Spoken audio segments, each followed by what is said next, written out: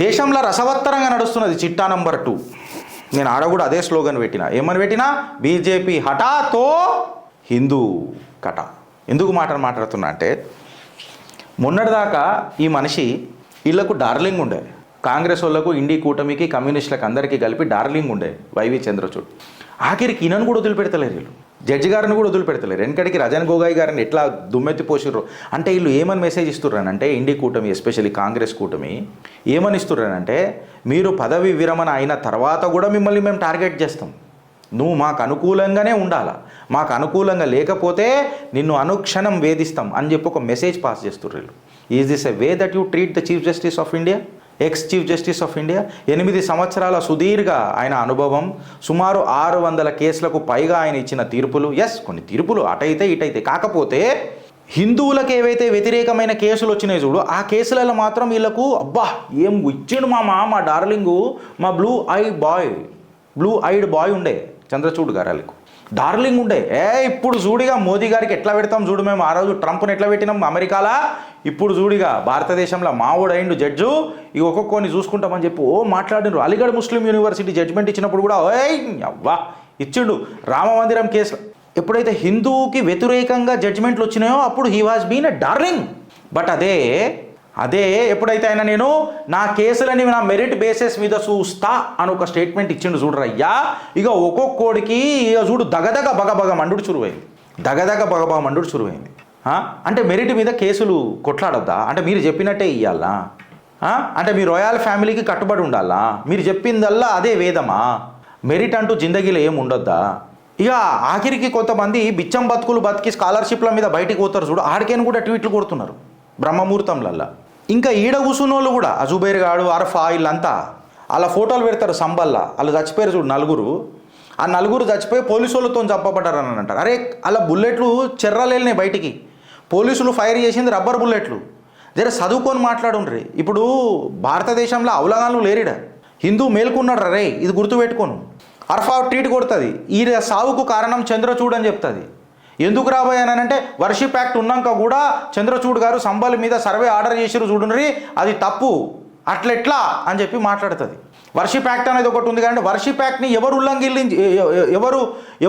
ఉల్లంఘించారు by చెప్పురు నాకు ఒకసారి. Where it has been bypassed. నేను అసదుద్దీన్ ఓవైసీని అడుగుతున్నా, డిబేట్కి రెడీయా?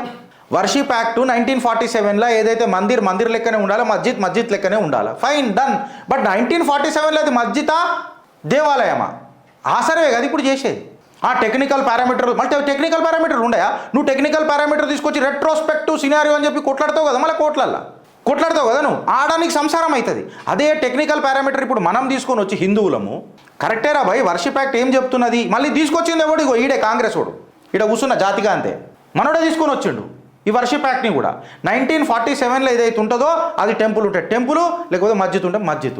బట్ అప్పుడు టెంపులా మస్జిదా దాన్ని నిర్ధారించాలి కదా, ఎవడు చేసిండు అది? కాంగ్రెస్ చెప్పగానే అయిపోయిందా?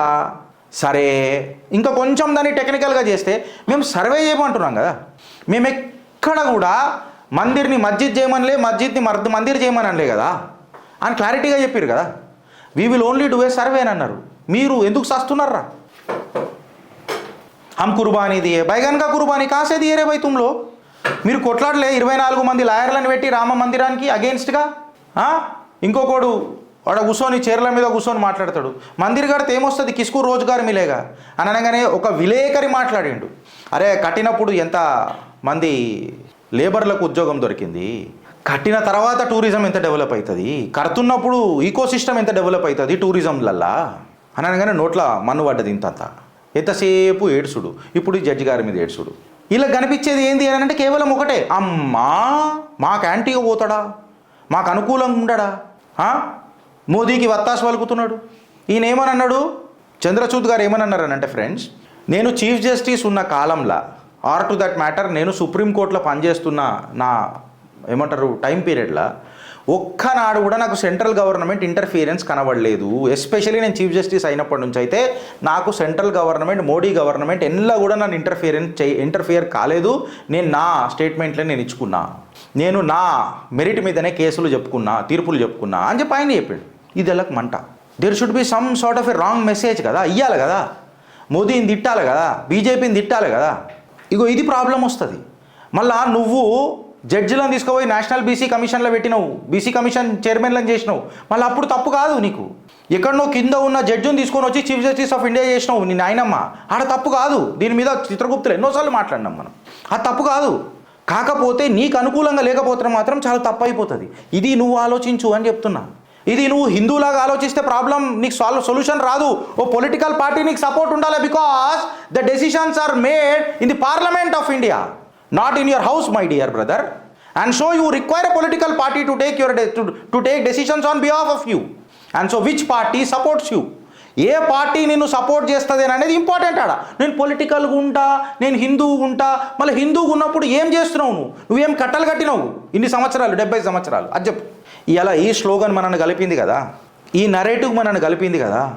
అరే నాకు అర్థం కాదు, నువ్వేం చదువుకున్నాడు అవుతావు బ్రదర్.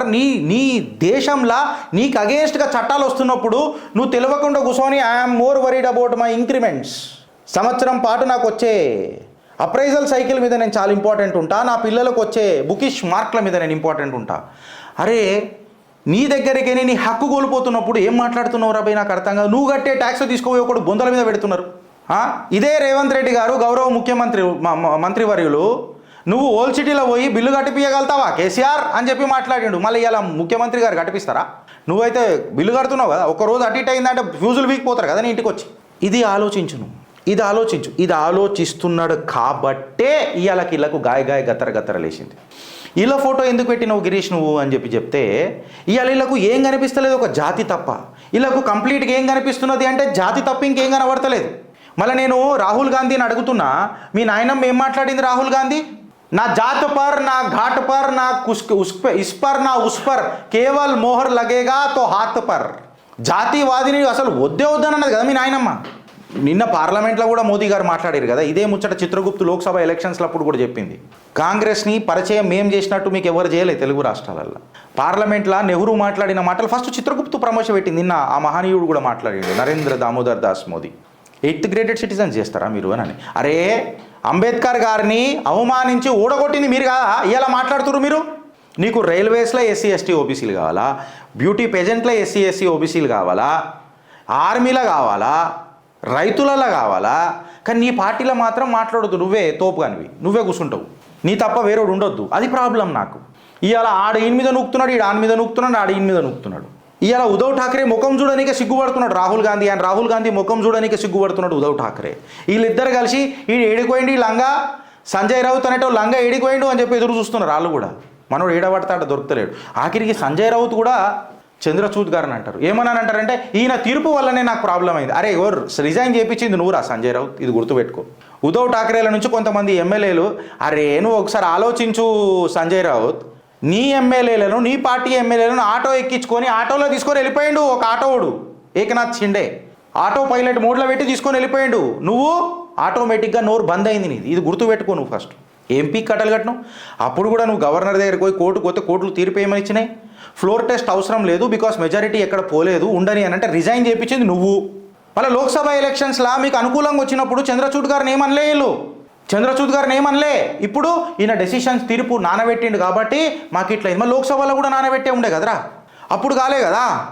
ఇట్లాంటి టెక్నికల్ పారామీటర్లు వేరే ఛానల్ మాట్లాడే కదా, మేము మాట్లాడతాం కదా. సుశాంత్ సింగ్ రాజ్పూత్ ఉసురు ముట్టిందిరా మీ అందరికీ. కరోనాల టైంలో మీరు రాజకీయాలు చేసిరు చూడు మహారాష్ట్రలో, అవన్నీ ఉసురులు ముట్టినాయి మీకు. దేశ్ కా జనతా పాగల్ నహీ హై, దేశ్ కా జనతా సబ్ కుచ్ సున్తే रहता है, देखते रहता है. సహనం ఎక్కువ దేశ ప్రజలకు, ఒక సామాన్యుడికి సహనం ఎక్కువ. ఆ సహనం మిమ్మల్ని ఇన్ని రోజులు కాపాడుకుంటూ వచ్చింది. యాక్చువల్గా మీరు చేసిన దరిద్రం దండయాత్ర మామూలుది కాదు. చీఫ్ జస్టిస్లను టార్గెట్ చేస్తారు, ప్రభుత్వాలని టార్గెట్ చేస్తారు, వేరే దేశాలతో చేతులు కలుపుతారు. ఒక్కనాడన్నా బంగ్లాదేశ్లో ఉన్న హిందువుల మీద మాట్లాడరు, మనుషులు కదారా, మానవత్వం మీద మాట్లాడచ్చు కదా. అది వాళ్ళ అంతర్గత సమస్య. మళ్ళా అమెరికాలో అడానీ మీద కేసు వేసుకుంటే అది అమెరికాకు సంబంధించిన అంతర్గత సమస్య. దాని దేశంలోకి ఎందుకు గుంజుకొస్తున్నారా, దాని దేశంలోకి ఎందుకు గుంజుకొస్తున్నావు అని అడుగుతున్నాను నేను ఆ కాంగ్రెస్ వాడిని. దీనికి ఆన్సర్ ఉండదు. ఇక అది వేరే విషయం. తన రాజకీయ జీవితం మొత్తం సంకనాకింది కాబట్టి మళ్ళీ అమిత్ షా గారికి ఫోన్ చేస్తారు శరద్ పవార్ గారు. ఎక్కడెక్కడైతే ఆ పెద్ద ఆయన పోతాడో అక్కడక్కడ గెలుపు గుర్రం వచ్చేస్తుంది అని అన్నారు. ఏమా మీ గెలుపు గుర్రం శరద్ పవార్ గారు? మీ బిడ్డకు అయింది కూడా బయట పడుతుంది. ఇప్పుడు ఈ సంజయ్ రౌత్ గారి గురించి ఏం మాట్లాడతాం? ఇక ఇద్దరు ఆల్మొగల మీద ఈడీ కేసులు నడుస్తున్నాయి. గిలా ఇవాళ మన దిక్సూచి అయ్యేది దేశానికి. ఫ్రెండ్స్, ప్రాక్టికల్గా ఇప్పుడు మేము ఏం మాట్లాడినా కంప్లీట్గా ఆధారాలు చేసి ఆర్గ్యుమెంట్స్తో సహా మేము ముంగట పెట్టినాం. మీకు ఆప్షన్ లేదు, మీరు ఇది యాద పెట్టుకోండి. మీకు ఆప్షన్ లేదు, మీరు ఖచ్చితంగా దేశానికి 2 గంటల టైం స్పెండ్ చేయాల్సిందే వారంలో. లేకపోతే మీ జీవితాలే కాదు, మీ పిల్లల జీవితాలు కూడా సంకనాకుతాయి. ఇది గుర్తుపెట్టుకోండి. నువ్వు జాగ్రత్త ఉండాలా. అండ్ మోర్ ఓవర్ ఈ పాపులేషన్ మీద కూడా జరేదేమన్నా చేయాలి మోదీజీ. మీకు నేను పాదాభివందనం చేసి రిక్వెస్ట్ చేస్తున్నా. నన్ను అడిగితే సింపుల్గా పాకిస్తాన్లో నాకు తెలిసి ముస్లింలు తప్ప వేరే వాళ్ళు ఓటయ్యారు కదనా. మైనారిటీలకు ఓటు హక్కులు కూడా ఉండే అనుకుంటా నాకు కరెక్ట్గా తెలియదు, స్టాండ్ కరెక్టెడ్. నేనేమంటా అంటే ఎవడన్నా విచ్చలవిడిగా కడుతుంటాడు చూడు, అంటే ఇది నా సజెషనే. I may be wrong, I may be correct. This is a suggestion and suggestion ఇచ్చే హక్కు నాకు ఉన్నది ఈ దేశంలో. ఇంప్లిమెంట్ చేస్తావా చేయవాది మీ ఇష్టం. నేనేమంటా అంటే ప్రభుత్వాలకు అసలు నీ ఇంట్లో ఎంతమంది ఉన్నారు, ఎంతమంది సబ్సిడీ తింటున్నారు, అసలు నువ్వు ట్యాక్స్ ఎంత కడుతున్నావు, ఇదంతా చిట్టా బయటికి రావాలా. ఎవడైతే విచ్చలవిడిగా నేను ట్యాక్స్ మీద బతుకుతా, నేను కంటనే ఉంటా, నేను కనీ ఇడిచిపెడతానే ఉంటా, దేశం పోషిస్తుంది అని ఉంటారు చూడు, వీళ్ళకు ఓటింగ్ హక్కులు తీసేయాలి. ఎందుకంటే ట్యాక్స్ కట్టేటోడు ఈయనింటిని నడపనీకే వాడు ట్యాక్స్ కట్టాడు, దేశాన్ని నడపనీకే ట్యాక్స్ కడుతున్నాడు వాడు, ఈ కుటుంబాలని కాదు. అనొచ్చు దేశం అంటే మట్టి కాదోయ్, దేశం అంటే ప్రజలోయ్. ఆ మట్టితో పుట్టిన ఆ తిండిని తింటనే నువ్వు ప్రజలవైతావు, నువ్వు మనిషివైతావు. जब माटी को ही तुम लोग రెస్పెక్ట్ नहीं करते हो तो कहाँ से मनुष्य बने आप. నువ్వు మనిషి వేడైనవురా మట్టిని రెస్పెక్ట్ చేయనప్పుడు. జై పాలస్టీన్ అని చెప్పి ఆ మట్టిని నువ్వు పొగుడుతావు, భారత్ మాతాకి జై అని చెప్పి మాట్లాడవు. యాద్ రఖో భాయ్, యాద్ రఖో.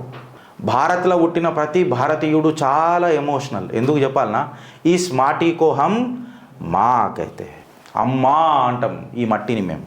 మా అమ్మను అమ్మా అని పిలుస్తాం ఆ మట్టిని చేతులకు తీసుకున్నప్పుడు. మేము మాట్లాడేటప్పుడు కూడా ఒకటే మాట మాట్లాడతాం, మే భారత్ కా ఆర్ భారత్ దేశ్ మేరా. నేనున్నా లేకపోయినా నా దేశం సుఖ శాంతులతో ఉండాలని కోరుకునేది ప్రపంచంలో ఏకైక పౌరుడు భారతీయుడు. ఆలోచిస్తారా లేక అనుభవిస్తారా? భారత్ మాతాకి జై.